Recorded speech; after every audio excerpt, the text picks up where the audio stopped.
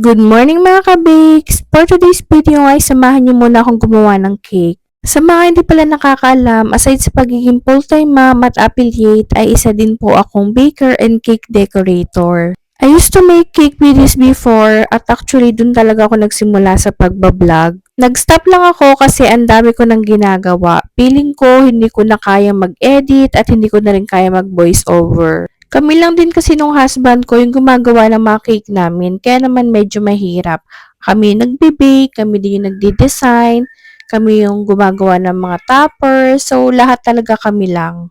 Sa ngayon kasi parang hindi pa namin kaya mag-hire ng mga makakatulong namin sa paggawa ng cake. Gusto ko kasi kung mag-hire man ako, dapat matitrain ko ng maayos, matuturuan, tsaka matututukan ko talaga. Medyo may pagka-OC kasi ako pagdating sa paggawa ng mga cakes talaga namin. Dapat yung pagbe-bake tama, walang makalimutang ingredients, yung mga gagamiting utensils, yung mga gagamiting gamit, malinis. Kasi syempre, di ba pagkain yung hawak namin. Tapos gusto ko maganda yung design, as in gusto ko almost perfect talaga yung cake bago namin i-hand over sa client. At bukod doon, gusto ko pag mag-hire ako ng tao, yung medyo malawak na sana yung space kasi medyo nasisikipan pa ako dito sa baking area ko. So, ang hirap gumalaw. Anyway, balik tayo dito sa ginagawa kong cake.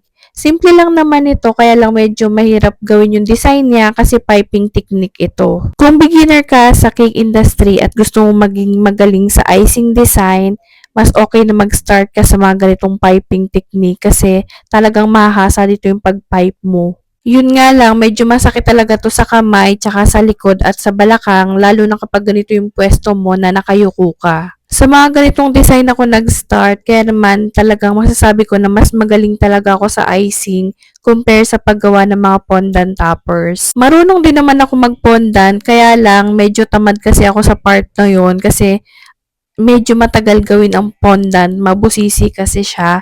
So, ang gumagawa talaga ng mga fondant namin is yung husband ko. Gumagawa din naman ako, yun nga lang, madalang. Tsaka, usually, depende sa mood ko. Pag sinisipag ako, at madalas kasi talaga ako yung gumagawa ng icing cake design namin. Yung husband ko kasi, forte talaga niya ang pagpupondan at hindi siya masyadong maalam sa icing. So, ayun na nga, tatapos na ako sa paggawa ng cake. Kaya naman itong cupcakes naman yung ginagawa ko.